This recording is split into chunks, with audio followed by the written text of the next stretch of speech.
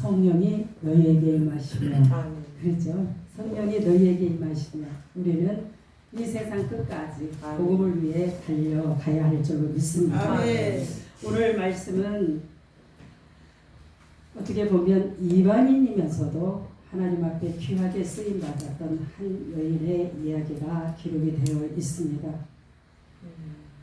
이 여인의 삶을 통해서 이 여인이 행했던 순종을 통해서 오늘 저와 여러분의 인생도 바꿔질 수 있기를 예수님의 이름으로 축원합니다. 아멘. 한 사람이 바뀌면 무한대로 역사가 일어나요. 아멘. 제대로만 바뀌면 아멘. 한 사람의 심령이 하나님의 뜻 안에서 제대로만 바뀌어지면 가정이 변하고 교회가 변하고 사회가 변하고 우리나라 민족 세계 속에 하나님의 놀라우신 역사가 일어나게 될 줄로 믿습니다. 아멘. 자, 성경을 보면 하나님이 쓰신 성경 66권을 통해서 나와 있는 수많은 사람들의 기록이 있는데 그 중에 쓰임받은 사람들의 공통적인 부분이 있어요. 물론 불의하게 사용되어진 사람들도 있지만 의롭게 하나님의 역사를 일으켰던 수많은 사람들의 특징이 뭐냐면 순종이더라고요. 아멘. 순종이 그래서 그만큼 중요합니다. 자, 그러면은 성경에만 그런 게 기록된 게 아니라 우리의 삶 속에서도 늘 체험하고 있어요. 세상 속에, 가정 속에, 또 우리나라만이 아니라 우리나라 역사도 보고 세계의 역사를 보면 참 순종으로 이 사회를 또 우리가 살고 있는 이 세상을 아름답게 영향력을 끼쳤던 수많은 사람들의 이야기가 전해지고 있다는 거예요. 자, 근데 오늘 본문에 나와 있는 룻이라고 하는 이 여인은 아까 서두에도 말씀드렸지만 순종의 삶. 근데 이 여인은 출신이 하나님하고는 무관한 자잖아요. 이방인이었습니다. 하나님을 모르고 성장했고 그가 단지 결혼을 했던 그 까닭에 이제 하나님의 백성이 되고 하나님의 축복의 대명사가 될 수 있었다는 거예요. 자, 이 룻이 자기 자신의 인생이 바뀌니까 완전히 모든 것이 바뀌어지는 역사가 있었어요. 아멘. 그러니까 여기 앉아있는 저와 여러분 다 주의 종들이지만 제대로만 우리가 바뀌어지면 우리가 속한 모든 공동체뿐만 아니라 교회 또 가정 이 사회가 아름답게 변하여지게 될 줄로 믿습니다. 아멘. 많은 사람들은 특히 모이면 요즘은 정치 얘기 참 많이 하더라고요. 저는 정치에 대해서 그렇게 뭐 말을 많이 하는 편은 아니에요. 관심도 별로 없고 그냥 나라와 민족을 안고 기도할 뿐이지 누가 이렇다 저렇다 이야기는 잘 하지 않습니다. 근데 그 이야기 자리에는 또 제가 있을 수가 있잖아요. 어떤 자리에서 그러면 막 거품을 막 물면서 정치 이야기를 해요. 근데 가만히 얘기를 들어보면 다 그 사람이 말하고 있는 누군가가 문제라는 거예요. 그 사람이 잘못됐어요. 그 사람이 제대로만 하면 그 사람이 변하기만 하면 우리가 다 잘 살 수 있다 이렇게 얘기하고 있어요. 근데 실제로 우리가 삶을 보면 그 사람이 변해야 되는 게 아니라 내가 변해야 돼. 내 삶이 완전하게 주님의 말씀 안에 붙잡혀서 녹아지고 변화되지 않으면 그 누구도 바뀌지 않는다는 거예요. 그러니까 멀리서 찾을 필요 없어요. 나에게서 찾으면 되는 문제를 오늘 그것을 이 성경은 우리에게 증거하고 있습니다. 오늘 이 룻의 순종에 의해서 누가 바뀌었어요? 시어머니 나오미가 바뀌었어요. 아멘. 이 여인의 순종을 통해서 대가 끊어졌던 그 집안이 바뀌었습니다. 이 집안이 바뀌니까 인류 역사에 지대한 구세주가 아멘. 오시는 놀라운 축복이 일어났다는 거예요. 그래서 우리는 오늘 이 룻기서를 통해서 진정한 순종이 뭔가 우리가 순종 이렇게 하고 있어요. 저도 한때는 막 기도의 제목을 첫째도 순종, 둘째도 순종, 셋째도 순종입니다. 엄청 아주 그냥 경건한 척 그렇게 기도의 제목을 삼았을 때가 있었어요. 근데 말은 순종한다고 하고 순종을 결단했다고 하고 지금부터 순종한다고 말하지만 순종이 하나님이 원하시는 순종은 아니었다는 거예요. 내 생각이었어요. 내 의지고 내 생각에 좋을 대로 해야 했던 순종이 아니었나 그런 반성도 또 회개도 해봅니다. 그래서 오늘 이 시간 우리가 각자가 주어진 교회와 사역지와 또 하나님이 보내시는 곳곳마다 가서 우리가 순종을 하고 있지만 제대로 된 참된 순종이 무엇인가를 이 시간 우리가 밝히 깨달아서 정말 이 마지막 시대에 하나님의 놀라운 역사를 일으킬 수 있는 귀한 종들이 되어지기를 예수님의 이름으로 축원합니다. 아멘. 자, 오늘 말씀을 우리가 보면 먼저 이 구절을 한번 보겠습니다. 룻이 그래요. 시어머니 나오미가 그에게 이르되 내 딸아 1절이요 1절 내가 너를 위하여 안식할 곳을 구하여 너를 복되게 하여야 할지 않겠느냐. 이게 지금 누구에게 한 말이에요? 룻에게 나오미가 한 말입니다. 여기서 안전하게 거할 곳이라고 하는 것은 이 룻에게 있어서 현실적으로 우리가 생각해 보면 영적인 깨달음 말고 현실적으로 보면 이 여자는 지금 과부잖아요. 모압에서 남편을 잃고 지금 어머니를 따라서 여기 와 있는 사람이에요. 과부입니다. 청산 과부, 쉽게 말하면 자녀도 없는 그런 과부인데 이 과부가 안전히 살아가야 할 그 처소가 어디겠어요? 제가 하는 거예요. 좋은 남편 만나는 거예요. 돈 걱정 없이 또 삶의 터전 걱정 없이 어쨌든 남편이라고 하는 그 그늘에서 살아갈 그 자리가 오늘 나오미가 말하는 안전히 거하는 것이 아닐까 저는 그렇게 또 생각을 해봤습니다. 그러니까 한마디로 말하면 우리식으로 표현하자면 시집가서 팔자 고쳐라 그 말이에요. 청산 가보니까 너무나 젊은 나이니까 그렇게 살면 안 되고 새로운 인생, 행복한 인생도 살아봐야 되지 않겠냐는 그런 말입니다. 자, 그러면 룻이 보통 사람 같으면 굉장히 어떻게 보면 짜증나기도 하고 자신의 마음을 못 알아주는 이 시어머니에 대해서 화도 났을 법한 상황이에요. 왜냐하면 이 여인은 시집가자고 제가 하려고 그랬으면 고향에서 제가를 하지 뭐하러 종교 신앙 다 바꿔가면서 자기가 잘하지도 않았던 낯설은 땅 물설고 낯설은 이 땅까지 찾아왔겠느냐는 거예요. 본인의 의지가 그랬잖아요. 시어머니가 믿는데 나도 믿고 하나님 믿으면 나도 그 하나님 믿고 어머니가 가는 곳에 나도 가고 그런 일사각오로 지금 여기 와 있는데 이제 와서 나보고 팔자 고치라고 말하니 이 여인의 심령으로 돌아볼 때는 참 섭섭하기도 하고 이렇게 우리 어머니가 내 마음을 모를까 그런 마음이 들지 않았을까 그런 생각도 해봐요. 자, 그런데 지금 이 여인은 다 포기했어요. 모든 것을 버려두고 포기하고 어딘가로 생활 이주를 한다는 것은 쉬운 일이 아니더라고요. 저도 고향에서 서울로 이사 온 지가 거의 한 50년쯤 돼요. 그럼 이제 서울 사람이나 마찬가지인데도 아직 저 밑에 어딘가는 고향의 흔적이 남아있고 고향의 습성이 남아있어요. 그때 그 추억으로 또 지금도 어느 부분인가는 지탱하고 있는 부분들이 있다는 거예요. 근데 그렇게 고향이라고 하는 장소를 어느 날 딱 떠나와서 서울 생활을 시작하는데 한 3년은 무지하게 힘들더라고요. 첫째는 공기가 너무 달라요. 여기 한강 딱 넘어오니까 기차 타고 서울을 오는데 한강 넘어오니까 공기가 달라요. 숨을 쉴 수가 없어. 지금같이 매연이 많은 시대도 아닌데도 그러더라고요. 확실히 달라요. 그때부터 뭐가 생겨? 향수병이 생겨. 고향에 그 뛰놀던 친구도 생각나고 그 누구 뭐 그때 이렇게 했던 상황 그대로 막 떠올리는데 서울 생활에 적응하기가 그렇게 힘이 들더라고요.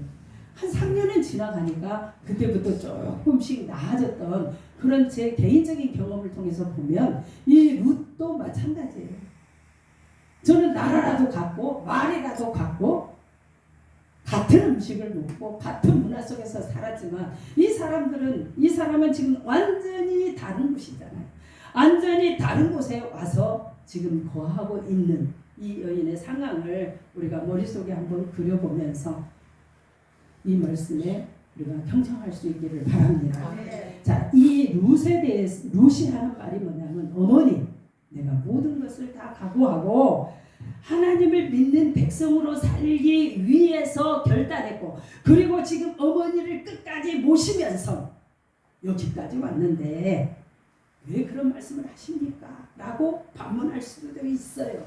근데 이 룻은 그런저런 자신의 판단과 상황에 따른 어떤 그 이해도를 어머니한테 설득하지 않았습니다. 이 여인은 그냥 시어머니가 하는 말을 중도에 자르지도 않았고 반론을 제기하지도 않았고 내 생각을 제시하지도 않고 무조건적으로 지금 어떻게 했어요? 어머니가 하라는 대로 순종했다는 거예요. 자, 순종이라고 하는 것은 뭐냐면 듣는 데서부터 시작하는 줄 믿으시기를 바랍니다. 사람과 사람 사이에도 굉장히 깊어지고 사이가 돈독해지려고 하면 상대방의 말에 귀 기울일 줄 알아야 가까워지더라. 아멘. 가끔은 어떤 사람하고 이야기하면 내 말은 안 들어줘. 막 자기 얘기만 해요. 내가 중간에 말을 자르고 말을 시도하면 그 말도 딱 잘라버리고 자기 말만 하는 사람이 있어. 그러면 어떻게 해요? 다음에 그 사람하고 만나서 또 대화하고 싶어요? 아유, 저 사람 말이 안 통해. 그냥 한 발 물러나 버려요. 가까워질 수가 없어요. 사람과 사람 사이도 그러는데 하물며 하나님과 우리 사이는 더 말할 것도 없습니다. 하나님이 하시는 말씀에 대해서 우리가 확실한 경청, 청종이라고도 말하지만 조금 다른 표현이기도 하죠. 자, 우리가 청종하여 들을 때 주의하여 귀 기울여서 그 말이 무슨 말인지 이해하려고 우리가 엎드릴 때 그 말씀이 깨달아지는 순간이 우리에게 찾아오는 줄로 믿습니다. 자, 근데 지금 이 룻은 시어머니의 말씀을 굉장히 정성껏 들었다, 이런 것들을 좀 우리가 느낄 수가 있어요. 굉장히 정성껏 들었고 조용히 들었고 아무런 대꾸도 하지 않았고 다만 이 시어머니의 말씀이 무엇인가 하여 경청했다는 거예요. 귀 기울였다는 겁니다. 지금 이 여인은 이방 여인이에요. 그럼에도 불구하고 어떻게 보면 인격적 수양이 굉장히 잘 다듬어진 사람이지 않나. 특히 예수 믿는 사람은 말할 것도 없고 주의 종들은 인격이 잘 다듬어져야 하겠더라. 아멘. 사람이 안 만들어지면 하나님이 그대로를 쓰시지 않습니다. 그 사람이 다듬어질 때까지 모난 돌은 정을 쳐서라도 그 둥글둥글하게 만들잖아요. 석수가. 마치 하나님이 그래요. 우리를 하나님이 쓰시기에 합당한 종이 되게 하기 위해서 환경으로, 조건으로, 물질로, 병으로 가지 여러 가지 수단과 방법을 통해서 우리를 만들어 가셔야 돼요. 근데 그 이유가 뭐냐면 다른 거 아니에요. 내 말에 경청할 수 있도록 만드시기 위한 하나님의 연단과 시련인 줄로 믿습니다. 인격이 성숙한 여인이 되어졌다는 거죠. 이 룻은. 오늘 제가 만약에 하나님이라면, 여러분도 한번 생각해 보세요. 여러분이 만약에 하나님이라고 하면 이방 여인 인격이 이렇게 갖추어지고 시어머니 말이라면 무엇이든지 아멘하고 어떤 상황이든지 어떤 조건이든지 그것에 순종하려고 하는 이 여인의 말을 하나님은 기뻐하시지 않겠어요? 오늘 우리가 이 롯의 이 축복만 우리가 사모할 것이 아니라 이 여인에게 부어줄 수밖에 없었던 하나님의 그 축복의 원리가 우리의 삶 속에서도 적용되어질 수 있기를 예수님의 이름으로 축원합니다. 자, 그래서 성경을 찾아보니까 이 룻만 이렇게 하나님의 말씀에 귀 기울였느냐? 아니요, 수많은 예표가 있습니다. 그 중에 가장 대표적인 사람이 모세예요. 성경을 보면 그 모세도 있고 그 다음에 솔로몬도 있어요. 근데 뭐 솔로몬은 말년에 우리가 실패했다라고 평가를 할 수도 있겠지만은 성경을 찾아보면 굉장히 이 솔로몬이 하나님 앞에 뭐라 그럴까, 인정받을 만한 기도의 구절이 딱 한 구절이 있더라고요. 한번 찾아보겠습니다. 열왕기상 3장 9절입니다. 열왕기상 3장 9절. 자, 우리 같이 한번 합독을 해보겠습니다. 시작. 누가 주의 이 많은 백성을 재판할 수 있사오리까? 듣는 마음을 종에게 주사 주의 백성을 재판하여 선악을 분별하게 하옵소서. 우리가 그냥 딱 알고 있기는 지혜를 구했다 이렇게 얘기하잖아요. 근데 이 개역 개정 성경에는 이 말을 듣는 마음이라고 써놨더라고요. 듣는 마음. 듣는 마음이 뭐냐면 청종하는 마음이에요. 아멘.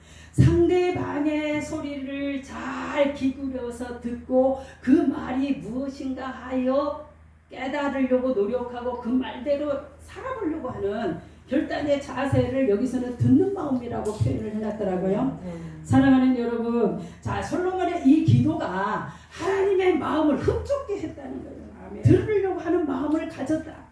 그러면 오늘 저와 여러분은 주의 종으로서 하나님의 음성을 듣는 마음이 충만할 수 있기를 바랍니다. 아멘. 하나님의 음성도 충만하게 들어야 되지만 성도들의 음성도 우리가 귀 기울일 줄 알아요.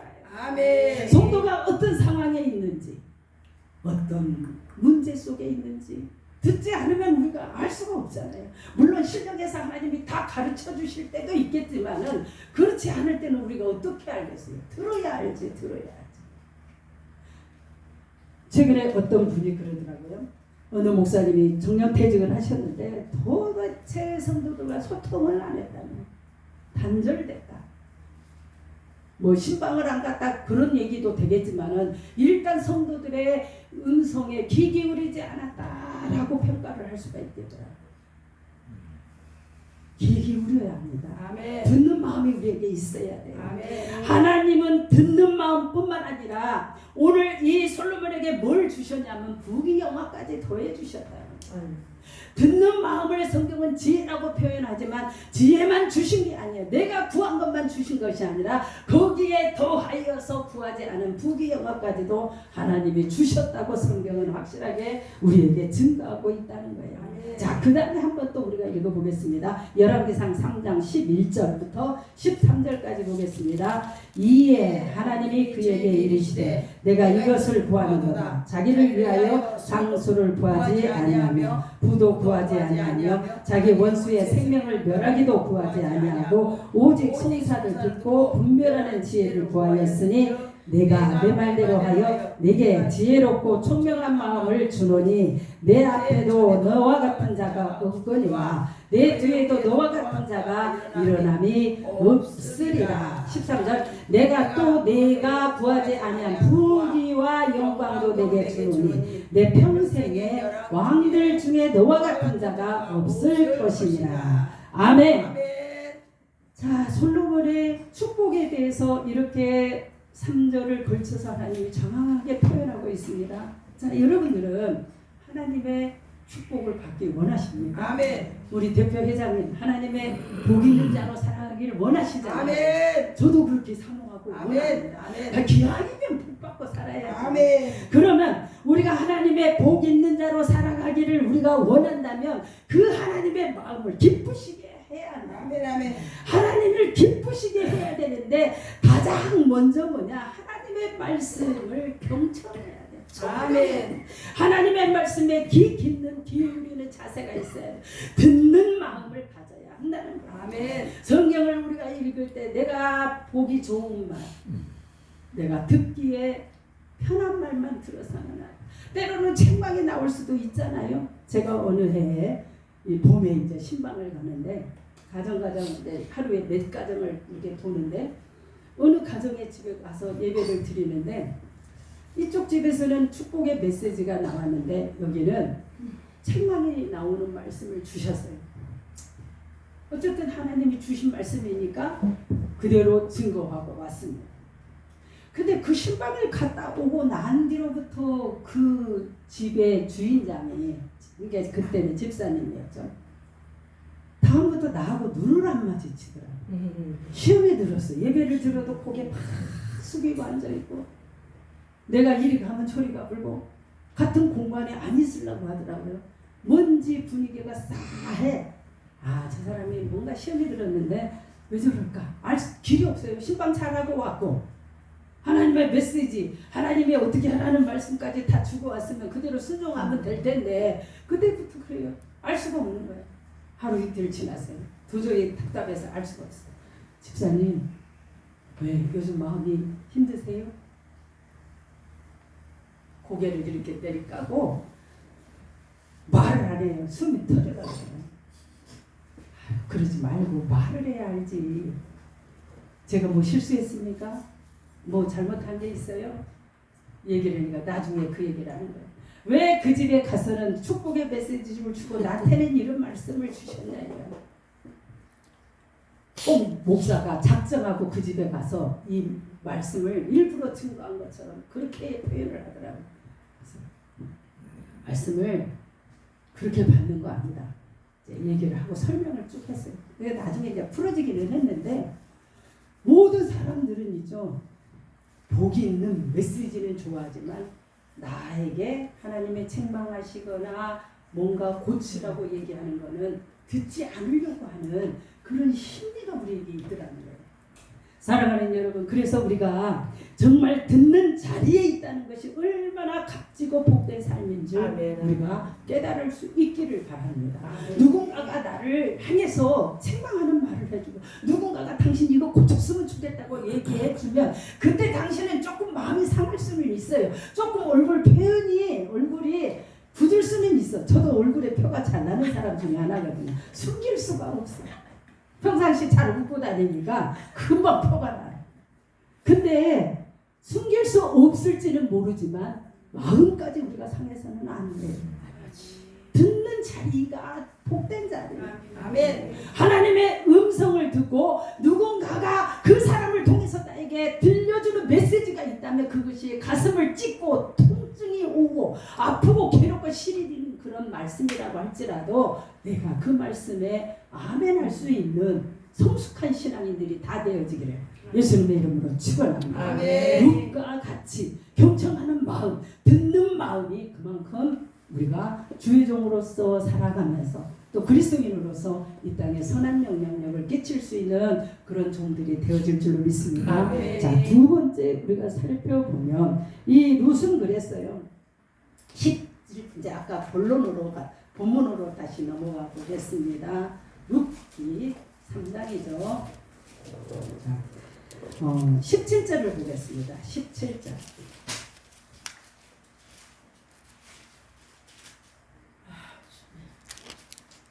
아니 3장이 아닌 1장 17절 시작. 어머니께서 죽으시는 곳에서 나도 죽어 거기 묻힐 것이라. 만일 내가 죽는 일 외에 어머니를 떠나면 여호와께서 내게 법을 내리시고 더 내리시기를 원하나이다. 아멘. 지금 아까도 말씀드렸지만 룻은 이런 일사각오로 모압 땅을 떠나서 여기까지 온 것이에요. 근데 이 여인이 자기의 형편과 상황을 살펴보면 순종할 수 없는 상황인 것은 분명한 사실입니다. 자, 순종의 자리까지 나아갈 수 없는, 못 가는, 순종할 수 없는 이유가 다 사람들에게 있어요. 물어보면 왜 순종 안 합니까? 그러면 다 자기 변명이 있고 자기 합리가 있고 자기 생각이 다 있어. 왜 못하는지 다 있어요. 내가 기도합시다. 왜 기도 못해요? 그러면 얘기가 있어서 보다요. 깐난 애가 있어서 보다요. 제가 해보니까 얘기 전혀 방해되지 않더라. 제가 처음 사명을 시작할 때 저희 아들이 깐난애기였거든요. 업고 다니면서 기도를 하러 산에도 가고 글로도 가고 교회도 가고 그렇게 쫓아다닌 적이 있었어요. 근데 애기를 데리고 가면 애기가 말이 통일해 뭐 말도 할 줄 모르는 애기가 그러면 막 짜증내고 울 수도 있어. 만약에 예를 들면 오살리 기도원 가고 산을산 기도원에 가서 막 하면 얼마나 막 그때는 정말 발 디딜 틈이 없었어요. 오늘날하고 너무 다르죠. 그게 좀 요즘 안타까운 현실이에요. 그 현실이 지금 우리가 살고 있는 이 어려운 시대를 만들어낸 것으로 저는 생각을 합니다. 그때는 수많은 사람들이 기도를 했어요. 공기가 얼마나 탁하고 힘든지 몰라. 그렇게 많은 사람들이 이 발 디딜 틈이 없이 화장실 앞에까지 다 돗자리 깔고 앉아있어요. 얼마나 힘들었겠어요. 그럼 애기가 짜증 낼 법도 해요. 전철 타면 애기가 그 공기가 막 힘들면 애가 막 울잖아요. 근데 단 한 번도 울지를 않더라고요. 애기가 순해서 안 운 게 아니에요.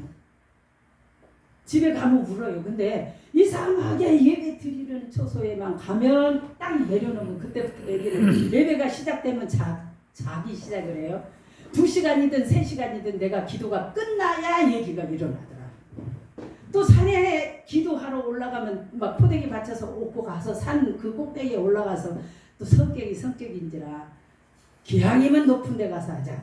좀 그런 주장이요. 막 제일 꼭대기까지 가서 얘기를 이렇게 포대기에 받쳐서 깔아놓으면 기도가 정해져 있나요? 성령이 역사하실 때까지 기도하다 보면 날이 꼴딱 다 새볼 때도 있잖아요. 그 긴 시간을 애기가 다 잠을 자주더라.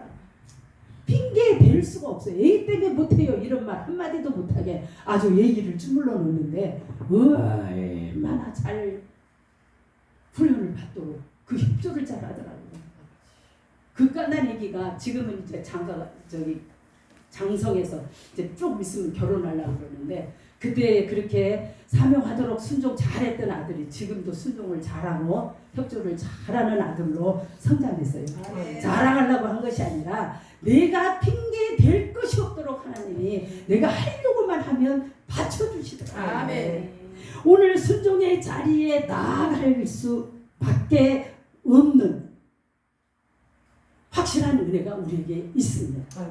때때로 우리가 그러잖아요. 형편이 이래요 저래요. 나는 그래서 못해요. 힘들어요. 어려워요. 물질 없어요. 며칠 전에 저희 교회에 어느 분이 그랬어요. 너무 잠을 잘 수가 없대요. 집에서. 왜 그러냐고 물어봤더니 아파트에 사는데 위층에서 너무나 떠들어서 잘 수가 없대. 얼마 동안 힘들었어요? 그랬더니 꽤 됐더라고요. 주말만 되면 더 했대. 막 애들이 그 중고등학생이 그 집 위에 사는데 이 애들이 단체로 와가지고 10명이 와서 위에서 뭘 하는지 씨름을 하는지 뭘 하는지 막 꿍꿍꿍꿍 꽝꽝꽝꽝 막 나대고 뭐 이리 믿고 저리 미치고 소리가 나서 살 수가 없대. 그래서 경찰에 신고를 해봐도 해결이 안 되고 관리사무실에다 얘기를 해도 해결이 안 된대. 나중에는 가서 문 열고 제발 조용히 해달라니까 그 청소년들이 키가 막 장대 같은 애들이 다 이렇게 하고 나와서 해보자고 막 쌍 욕을 하고 당신이 뭔데 내 집에서 말도 못하게 하냐고 그러고 돌아다니지도 못하게 하냐고 막 그렇게 떠든다는 거예요. 그래서 한말해도 이제는 법정에까지 가야 되겠어요. 근데 제 머릿속에 스치는 게 뭐냐면 그 생각이 나는 거예요. 잠을 못 자게 하면 기도하면 되지. 왜요? 이분이 밤마다 기도하러 열심히 나오던 분인데 어느 순간부터 밤에 기도를 안 와요. 조금 거리는 있지만 뭐 때문에 기름값이 많이 들어서 못 나온대. 밤마다 철회하고 막 기도를 날을 샜던 사람인데 어느 날부터 기름값이 없어서 기도를 못 와요. 가정이 형편이 어려워졌어요. 남편이 직업이 없어졌어요. 그러면서 멈춰졌던 그 기도가 지금까지 이어지고 있어요. 본인이 하고 나는데 강제로 데리고 올 수는 없잖아요. 그래서 이제 기도만 하고 있는데 제 속으로 그랬어요. 잠을 안 재우면 그 시간이라도 와서 기도하러 오면 될 텐데. 법정에 가서 서로 시비를 가르고 그 당사자 찾아가서 서로 막 신경전 버리고 욕하지 말고 시끄러우면 교회 와서 기도하고 날 새면 들어가면 되지. 이 말이 여기까지 나와요. 네, 우리는 기도할 수 없는 여러 가지 핑계를 대고 순종할 수 없는 다양한 이유들을 우리 삶 속에서 찾아낸다는 거예요. 그게 변명일 수도 있고 핑계일 수도 있고 또 누구 탓일 수도 있어요. 그러나 사랑하는 여러분, 오늘 이 이방 여인이 지금 어떤 상황이에요? 이방 여인이기도 하고 남편도 죽었고 지금 이 사람은 어엿한 이스라엘 가문의 며느리로 살아가기까지 수많은 상황과 문제들이 있어요. 지금은 그래도 다문화 가정이 다 이렇게 인정이 되는 사이지만 저희가 어릴 때만 해도 특이라고 부르잖아요. 특이. 그러면은 사회생활하기가 어려워. 손가락질 대상이에요. 이방인이 그렇게 적응하기가 어렵다는 거예요. 근데 지금 이 여인은 오늘 아까 말씀을 읽었지만 17절에 일사각오로 어머니를 끝까지 모시고 그의 고향에서 지금 뼈를 묻어야겠다는 의지를 가지고 이스라엘까지 온 여인입니다. 이 여인이 핑계를 대자면 우리보다 더 많은 핑계가 있을 거예요. 그럼에도 불구하고 이 여인은 자기가 시집가기를 포기하고 시어머니를 봉양하고 그런 형편과 처지 속에 있지만은 어머니 떠나지 않고 끝까지 책임지겠다고 하는 믿음을 선택했다는 것이 이 여인이 우리에게 보여주고 있는 귀한 자세인 줄로 믿습니다. 아멘. 자, 그래서 어려운 상황에서 어려운 악조건 속에서 우리는 핑계할 것을 찾을 것이 아니라 오늘 이 여인처럼 그럼에도 불구하고 아무런 핑계와 조건과 변명 없이 시어머니 말에 순종하려고 했던 이 롯의 믿음이 저와 여러분의 삶 속에 넘쳐날 수 있기를 바랍니다. 그러니까 우리는 하나님이 내게 뭘 원하시면 지금도 마찬가지예요. 훈련을 받았다고 하고 연단도 받을 만큼 받았다고 하는데도 지금 하나님이 뭔가 딱 조건을 내시면 먼저 살피냐면 내 형편을 먼저 살펴야 할 수 있을까? 돈으로 계산한다면 내가 이거 감당할 수 있을까? 그잖아요.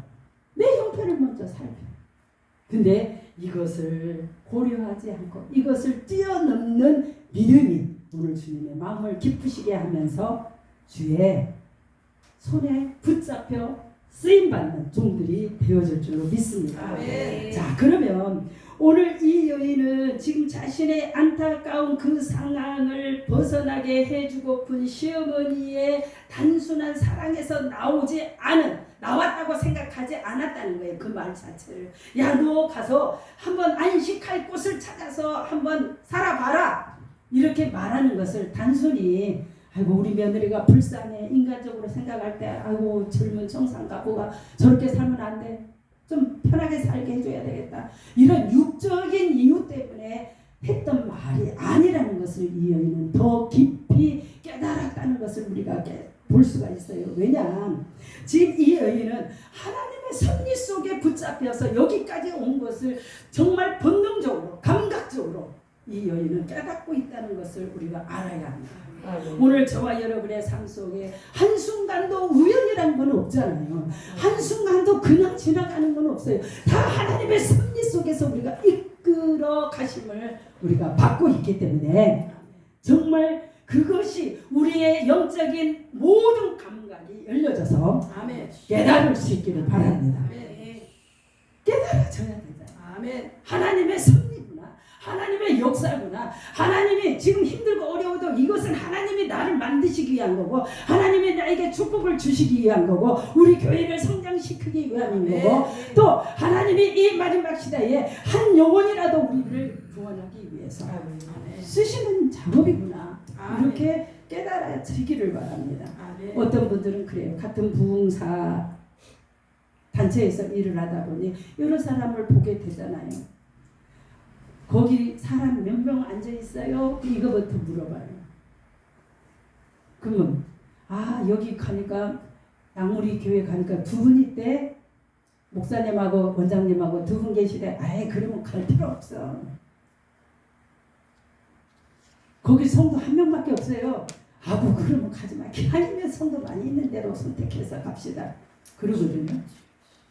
처음에는 저도 그 말이 조금 타당성이 있다고 생각이 들더라고요. 처음에는 그럴 수 있어. 그렇게 기왕이면 더 많은 데 가서 하는 게 보람도 있고 또 강단에서 말씀 외치기도 보니까 신이 나는지 몰라.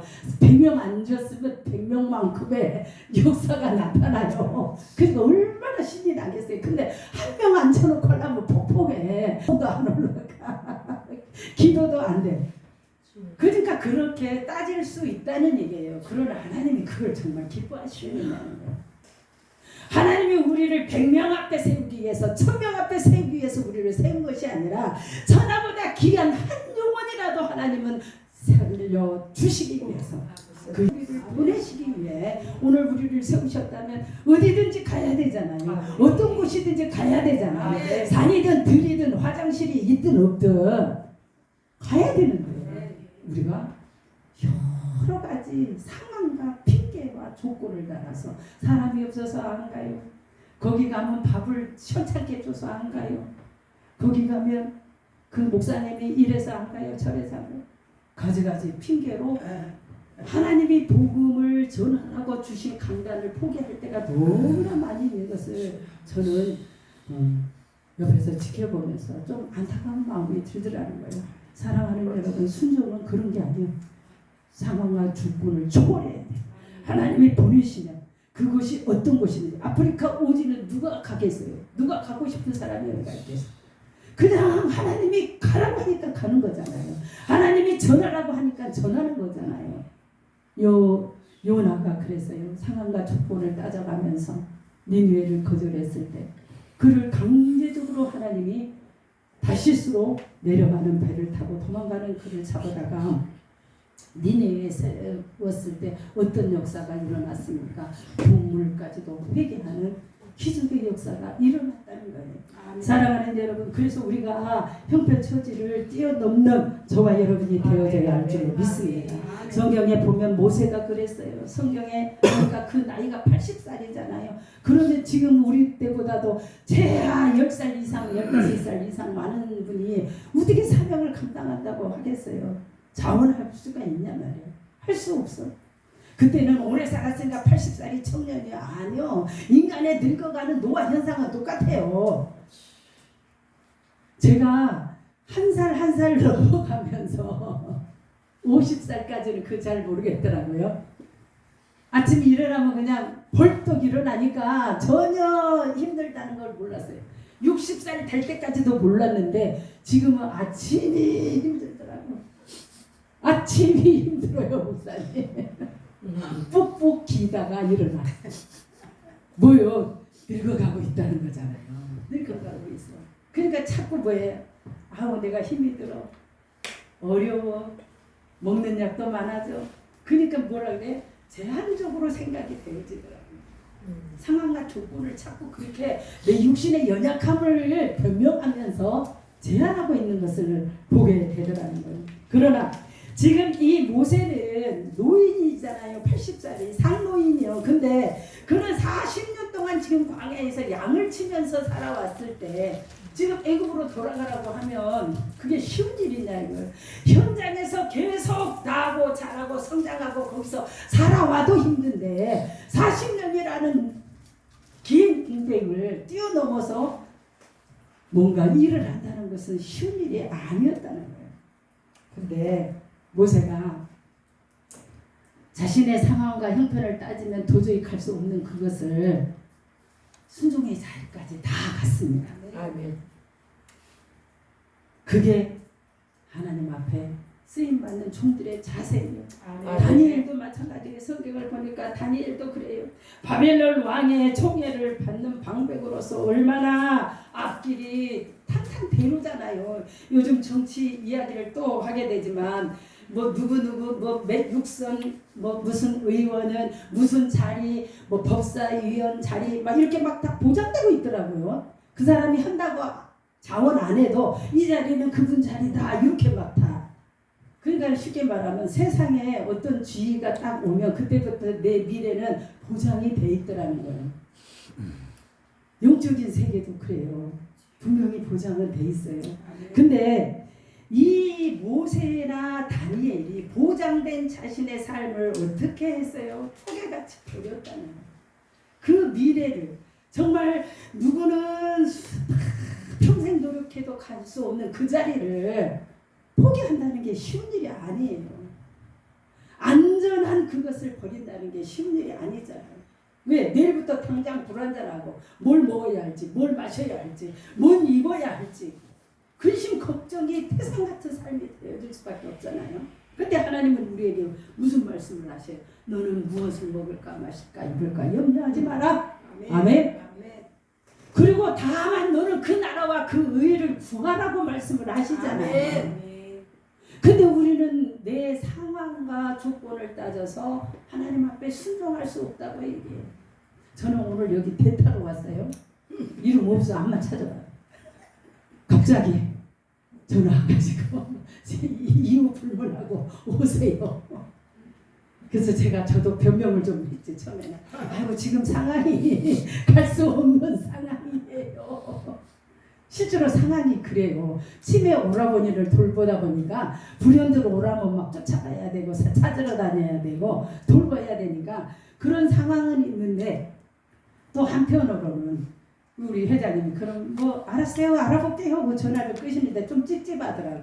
그러면 딴 사람을 알아보겠다는 건지 나보고 그래도 오라는 건지 알 수가 없더라고요. 처음에는 그래도 마음을 다잡고 가자 가보자 그런 생각을 했는데 우리는 정말로 여러 가지 할 수 없는 그런 상황에 매여서 주신 기회를 놓쳐버릴 때가 많다는 거예요. 평생에 오늘 이 자리에서 쓰임받은 강단의 축복은 오늘 지나면 또 안 오잖아요. 아멘. 내일은 없어요. 내일은 아멘. 내일 것이지 아멘. 오늘의 것이 아니라는 거예요. 아멘. 사랑하는 여러분, 그래서 오늘 우리에게 하나님의 말씀하시면 상황을 생각하지 말고 조건을 따지지 말고 순종 안 할 수밖에 없는 나의 변명 하나님 앞에 내밀지 말고 순종할 수 있기를 바랍니다. 아멘. 우리 교회가 이래서 저래서 안 돼요. 우리 교회를 지켜야 돼요. 와 물론 교회 없는 사람 어디 있어요? 다 교회 지켜야지. 이렇게 해보면 수요 예배는 또 다 안 드리려고 그래. 강사 안 하려고 그래. 이게 맨날 없이 누구만 해? 대표장하고 사무총장만 교회 없어. 그냥 그날 설교는 아주 정해져 있어. 왜? 다 내 거 지켜야 된다고 그래요. 근데 하나님이 내 거 지켜야 된다고 하는 그 말이 하나님 앞에 타당성이 있냐? 아니요. 하나님의 메시지를 강단 지켜야 된다고 안 가면서 놀러 가는 데는 가더라니까. 수요일 다 빼고. 해외 여행 가고 해외 놀러 가는 거기에는 월, 화, 수, 목, 금, 토, 일 아무 상관없어 가요. 근데 왜 이상하게 하나님 말씀 증거하는 데는 내 교회 지켜야 된다고 안 하고 내 자리 지켜야 된다고 안 하고.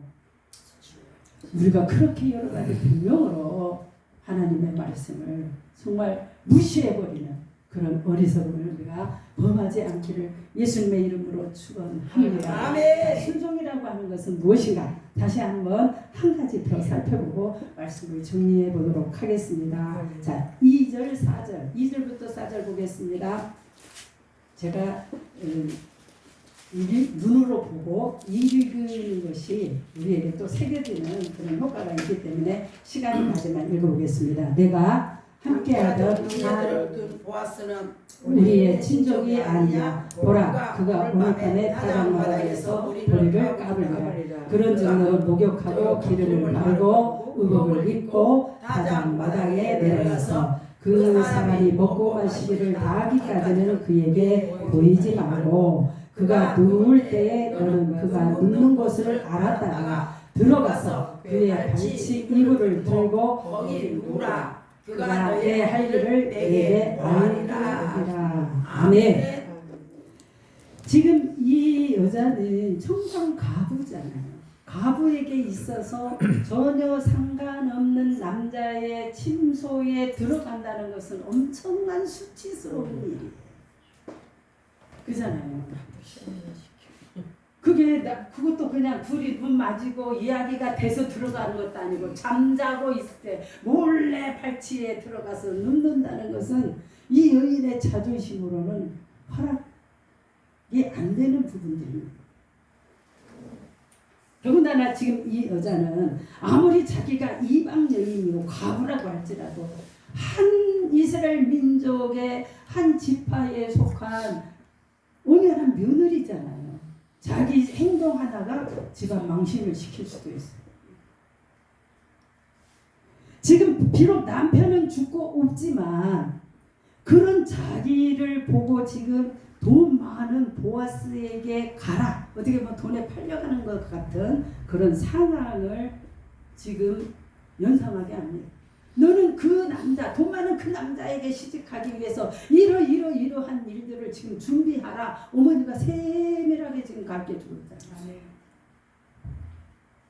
어떻게 보면 자존심 상하는 일이에요. 만약에 누가 나한테 이렇게 하면 쥐어 뜯을 것 같아요. 그잖아요. 아, 평생을 정결하고 깨끗하게 살아왔는데 이게 뭔 소리야? 근데 지금 이 여자는 모압에 온 이유가 분명하잖아요. 룻은 이 모압에 왜 왔어요? 그 하나님을 내 하나님 삼기 위해서, 그 백성으로 살아가기 위해서 지금 여기까지 온 목적이 확실한 사람이에요. 지금 모압 땅에서 시집 가려고 했으면 모압 땅에서 잘생긴 남자들도 많은데 무드로 여기까지 와서 말도 안 통하고 문화도 다른 사람한테 시집 가려고 하겠어요. 근데 순간적으로 고민할 부분인 것 같아요. 그러나 오늘 말씀에 보면 분명하게 얘기합니다. 목욕하고 기름을 바르고 의복을 갈아입고. 아멘. 아멘. 아멘. 이건 영적인 작업이죠. 아멘. 청결하게 하는 영적인 작업입니다. 자, 그러면 순종이라고 하는 것은 뭐냐면 우리가 하나님 앞에 정결해지는 과정에도 때때로 우리의 자존심이 상할 때가 있더라는 거예요. 망신살이 뻗칠 때도 있어요. 하나님이 우리를 하나님의 종으로 만드시는데, 야, 너는 참 이름이 아름답다, 너는 생활이 정결하다, 정숙한 여인이다, 이렇게 해서 우리를 높여서 이 자리에 올려주신 것이 아니야. 때로는 미친년이 되기도 하고 때로는 못난 년이 되기도 하고. 저도 미쳤다 소리를 수도 없이 많이 들을 때가 있어요. 그잖아요. 깐나는 이 전매기를 먹고 산에 가서 앉아있지를 않나, 맨날 교회 가서 기도한다고 엎드려 있지를 않나, 애기가 아프면 병원에 달려가야지 왜 강대상에다 갖다 올려놓고 기도한다고 그렇게 앉아있는지. 우리 어머니부터도 저한테 미쳤다고 얘기하더라고요. 우리가 배우받고 이 자리에 온 게 아니에요. 끌어내림을 당하고 낮춰짐을 당하면서 여기까지 온 줄로 합니다. 아멘. 여기 앉아 계신 목사님들 단 한 분도 사연 없는 분이 없는 줄 알아요. 사연이 저만 많겠어요? 여러분들도 구구절절 사연을 얘기하면 책으로 몇 권 써도 모자랄 거예요. 인생 이야기를 하면. 아까 우리 노은사 목사님하고 짰다고 1시간 오면서 잠깐 얘기를 나눴는데, 제가 그냥 어쩌 이야기가 막 나오는데 우리 오라버니 얘기를 하는데, 알고 보니까 저 목사님이 저 같은 그런 아픔과 고통 속에 계시더라고요. 근데 그 이야기는 또 얼마나 사연이 많으시겠어요. 그러니까 저 목사님이 자기가 이미 겪은 얘기를 내가 하고 있으니까 얼마나 힘이 드는지 또 이해가 되고 또 같이 공감할 수 있는 부분이 생겨나잖아요. 하나님은 우리를 그냥 자리에 세우지 않습니다. 자존심 상하게 해요. 아프게 해요. 끌어내려요. 내쳐요. 때로는 쫓겨나기도 해요. 집도 절도, 절이라고 한다. 절은 아니고 집도 어디 갈 데가 없어서 쫓겨나서 유리방황할 때도 있어요. 근데 하나님은 오늘 우리에게 뭐라고 말씀하시냐, 순종이라고 하는 것은 그런 모든 것들을 다 어떻게 해요? 뛰어넘어라는 거예요. 뛰어넘어라. 버려야 한다고 말씀하고 있습니다. 어느 선교사님이 그런 체험을 얘기한 적이 있어요. 아프리카에 단기 선교를 갑니다, 이분이. 근데 우리 보통 사람들처럼 일주일을 간다든가 열흘을 간다든가 이게 아니고 이분은 1년을 갔어요. 1년 단기 선교를 갔는데, 자기가 생각할 때 미국 사람이야. 영어를 잘하잖아요. 배운 것도 많아요. 굉장히 해박한 지식을 가지고 있는 분이에요. 그래서 그 오지에 딱 가서 먼저 온 선배 선교사님이 자기에게 할 일을 배당해 주는데, 이분에게 그렇게 배당을 해주더래요. 당신은 이제부터 저분들의 빨래를 해주세요. 빨래하는 일을 맡겼다는 거예요.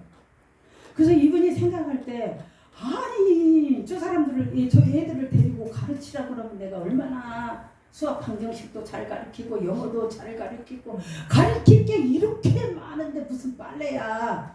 고급 인력을 이렇게 소비해야 되겠어? 이런 생각이 여기에 쫙 파고들더라고요. 근데 속이 상했어요. 자존심도 상했어요. 빨래는 누구나 다 할 수 있잖아요. 무식한 사람도 유식한 사람도 다 할 수 있는 일을 해피리고는 아무나 못 배운 저 사람도 할 수 있는 일을 왜 나한테 시킬까? 그렇게 자존심이 상했는데 그날 저녁에 기도를 하는데 아니지. 하나님이 하라고 하면 해야지. 그렇게 생각을 하고 이분이 순종하기를 시작했어요.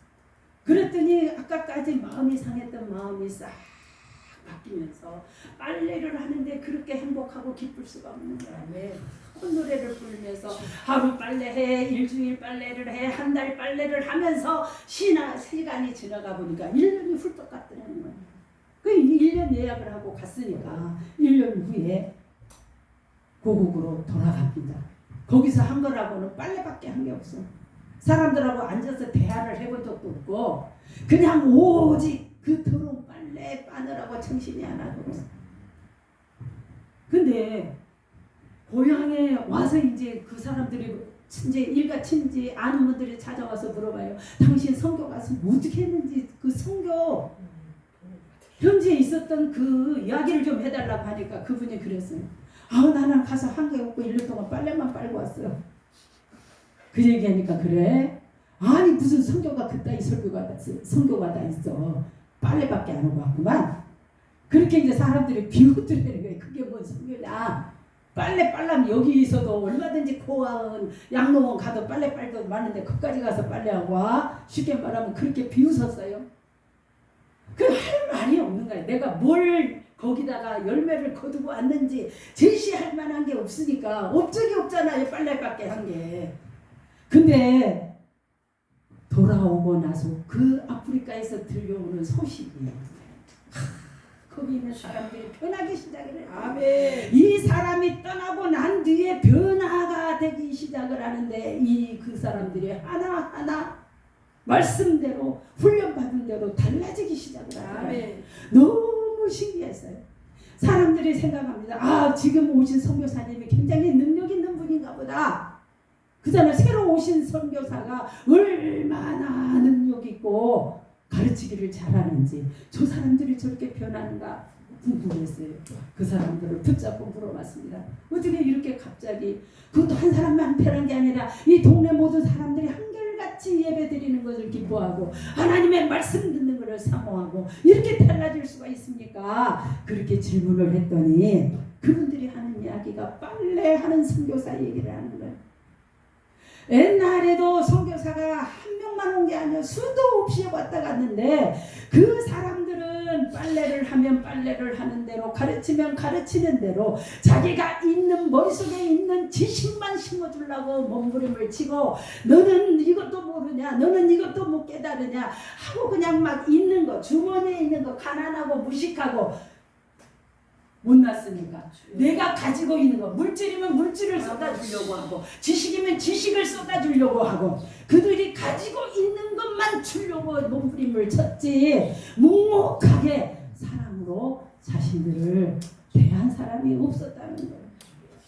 그 선교사님이 앞에 수도 없이 많은 간 선교사들이 있지만 아무도 그 사람들은 가슴이 뜨거워지지 않았습니다. 사랑을 느낄 수가 없었어요. 오히려 그들이 주는 것에 기뻐하는 것이 아니라 주는 것에 자존심이 상하고 우리를 무시한다고 생각이 되어졌다는 거예요. 사랑하는 여러분, 근데 이 선교사가 돌아가고 나서 지켜보니 그 사람들이 그래. 저 사람 하루나 이틀 하다가 포기할 줄 알았어. 한 달이나 두 달 하다 말 줄 알았는데 그 사람이 가는 날까지 빨래만 하는데 그렇게 행복하고 얼굴이 그냥 하나님 본 듯한 얼굴을 하고 빨래를 하는데 그들이 거기서 그리스도의 사랑을 느꼈다. 그렇게 간증을 하기 시작해요. 사랑하는 여러분, 오늘 이제 개도 안 물어갈 우리의 자존심이 하나님의 사랑을 가로막는 걸림돌이 되기도 한다는 것을 깨달으시기를 바랍니다. 누구도 인정하지 않는 내가 가지고 있는 그 얄팍한 지식, 내가 가지고 있는 정말 누구한테도 내놓을 수 없는 그 모자란 그것을 가지고 우리는 얼마나 굴림하고 얼마나 당당하고 얼마나 많은 사람에게 상처를 줬는지 한번 돌아볼 수 있기를 바랍니다. 우리는 복음이라고 하는 이 단어를 가지고 나아가서 수많은 사람들에게 상처 주고 왔어요. 수많은 사람들에게 멸시와 천대를 그들의 오게끔 느끼게 하고 오지 않았나. 때때로 그러잖아요. 우리가 이렇게 단상에 서서 복음을 읽을 때 말은 하나님 일이요. 말씀을 증거했다고 그래요. 근데 우리가 가고 오고 우리의 모든 일거수일투족을 하나님도 보고 계시지만 사람들도 보고 있다는 거예요. 아멘. 내가 사랑으로 나가는지 내가 이해와 계산으로 나가는지 그들이 더 피부로 감각으로 다 알아요. 육신의 감각도 느끼지만 영적인 사람은 영적인 존재잖아요. 겉으로 포장할 수 있어요. 웃는 얼굴일 수 있어요. 정말 인자한 표정을 짓고 그에게 우리가 줄 수 있어요. 그러나 영성을 가지고 있는 사람들은 다 압니다.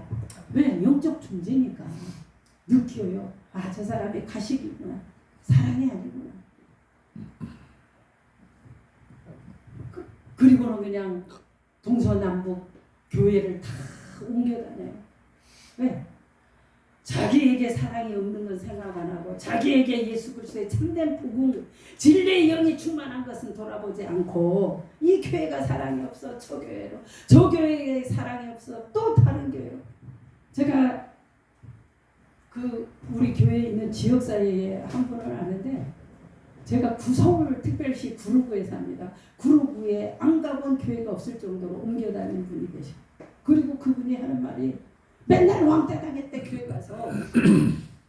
그래서 나는 그 교회 사람들이 다 못 싸가지 없고 못된 인간들만 있는 줄 알았어요. 왜 가는 곳마다 왕따를 당했다고 하니까.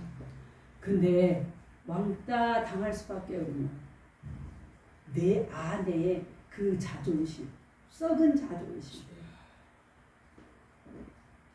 그것들로 인해서 수많은 사람들과 연합할 수 없고 그 나라를 확장할 수 없는 정말 뭐라 그럴까 장애적 요소를 가진 영적 장애를 가진 그런 신앙인들이 너무나 많이 있다는 것을 우리가 때때로 직간접적으로 우리가 경험하게 된다는 거예요. 사랑하는 여러분, 그래서 오늘 우리는 정말 그 겸손, 나를 낮추고 나의 자존심을 버리고 정말 섬긴다는 거. 예전에는 그잖아요. 담임 목사님, 담임 원장님들이 주방에 가서 밥하는 건 상상도 못했어요. 명령하면 다 밥 차려갖고 올 때가 있었어요. 저도 한때는 그랬어요. 그냥 성도들이 밥상 차려놓고 목사님 나오세요 해야 나와서 밥 먹지 주방에 들어가 본 적도 없어요. 근데 지금은 그냥 부흥이 한 번만 하면 내 손이 그런 관절이 조금 있는데 이 관절 뼈가 아플 정도로 일을 해. 왜? 그들을 최선을 다해서 아무렇게나 해줄 수도 있지만 하나님 섬기는 마음으로 최선을 다해서 그렇다고 막 고기 막 해주고 이런 건 아니지만 어쨌든 내 입장에서 최선을 다해주는 그 섬김의 자리에 서려고 몸부림쳐요. 왜? 깨달았으니까. 그래서 깨닫는 게 은혜예요. 오늘 우리가 정말 되지도 않는 그 자존심, 목사라고 하는 그 권위 때문에 우리가 수많은 양들에게 상처를 주고 또 수많은 양을 실족시키는 자리에 서기도 한다는 거예요. 목사가 칭찬을 왜 바랍니까? 하나님이 칭찬하시는 거예요. 잘하고요. 잘하였다 충성된 종아, 네가 적은 일에 충성하였으니 하나님 이 거울을 더 다스리라고 하나님 말씀을 하시잖아요. 그러면 하나님이 인정하시면 됐지. 왜 사람에게 인정받으려고 해? 왜 사람한테 칭찬받으려고 해? 칭찬이 안 나오면 자존심이 상해. 칭찬이 안 나오면 기분이 나빠. 오늘 우리는 벌거벗은도와 같은 우리의 모습을 말씀 앞에 볼 수 있기를 바랍니다. 자, 그래서 우리는 모든 자존심 뛰어넘고 하나님이 쓰시기에 합당한 그런 종들의 자세를 우리가 가져야 할 줄로 믿습니다. 마지막으로 한 말씀을 더 드린다면 순종은 골라가면서 하는 게 아니에요. 이것은 해도 되고 이것은 안 해도 되고. 사람인지라 골라요. 무슨 저기 그 아울렛 가면 골라 3,000원 막 하듯이 골라다며 하나님 이거는 내가 할 수 없는 거고 이거는 내가 할 수 있는 거예요. 그러니까 주방 화장실 청소는 나는 못해요. 나는 저기 강단에 서서 찬송하고 오십하고 이런 것만 해요. 고를 수 없다는 거예요. 어떤 것이든지 하나님이 우리를 쓰시고자 하면 하나님이 기뻐하시는 그 자리에 정말 수치와 모멸감을 감수하고서라도 그 자리에 나아갈 수 있는 귀한 종들이 되어지기를 바랍니다. 아멘.